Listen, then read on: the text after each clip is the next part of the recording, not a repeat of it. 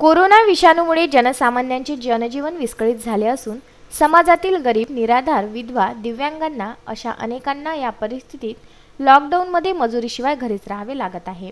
त्यामुळे कोणीही या अडचणीच्या परिस्थितीत धान्याशिवाय उपाशी राहू नये यासाठी प्रहार जनशक्ती पक्षाच्या सेवकांनी संत गाडगे बाबांचे दशसूत्रीचे कार्य पुढे नेणारे जिल्ह्याचे पालकमंत्री बच्चू कडू यांच्या आवाहनाला प्रतिसाद देत 30 क्विंटल धान्याचं वाटप केलं।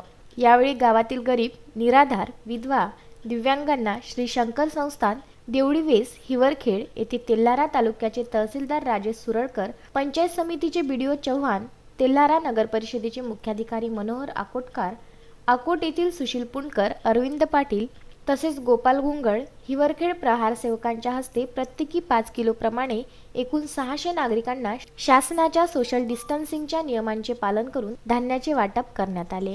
आज वंदनीय बच्चू भाऊंचे विचार, तुषारदादाचे स्वप्न व माझी संकल्पना आणि मित्रांची साथ या सर्वांमधून आपण हा 100 क्विंटल धान्य वाटपाचा उपक्रम राबवत आहोत। हिवरखेड सर्कल, दानापूर सर्कल व अळगाव सर्कल। पहिल्या टप्प्यामध्ये आपण यामध्ये 10 गाव घेतलेले आहेत। दुसऱ्या टप्प्यात पुढील गावांची नावं जाहीर केली जातील। काल आपण हिवरखेडपासून या कार्यक्रमाला सुरुवात केली।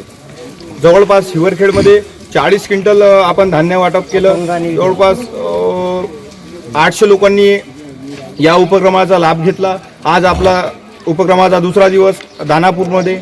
आज आपण इथं जवळपास 300 ते 400 अपंगांना आणि विधवा महिलांना आपण मदत करणार आहोत। या दानापूर गावामध्ये प्रहार जनशक्ती पक्षाच्या वतीनं धान्य वाटपाचा कार्यक्रम आम्ही प्रहार जनशक्ती पक्षाच्या वतीनं ठेवलेला आहे।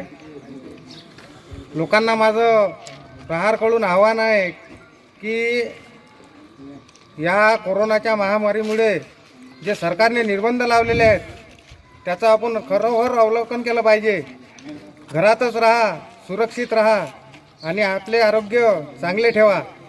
यासाठी लागेल ती मदत प्रहार जनशक्ती पक्ष अवश्य करत राहील। या धान्य वितरणासाठी प्रहार जनशक्ती पक्षाचे सेवक पवन गावत्रे, रामेश्वर हागे, सचिन भटकर, मयूर दगडगाव, प्रमोद तायडे यांच्यासह प्रहारच्या हिवरखेडमधील सैनिकांनी सहभागी होऊन अथक परिश्रम घेतले। यावेळी हिवरखेड पोलीस स्टेशनच्या वतीने तायडे व सोळंकी मेजर हे उपस्थित होते। गुरुदेव इसमोरे, विदर्भ न्यूज, तेल्हारा।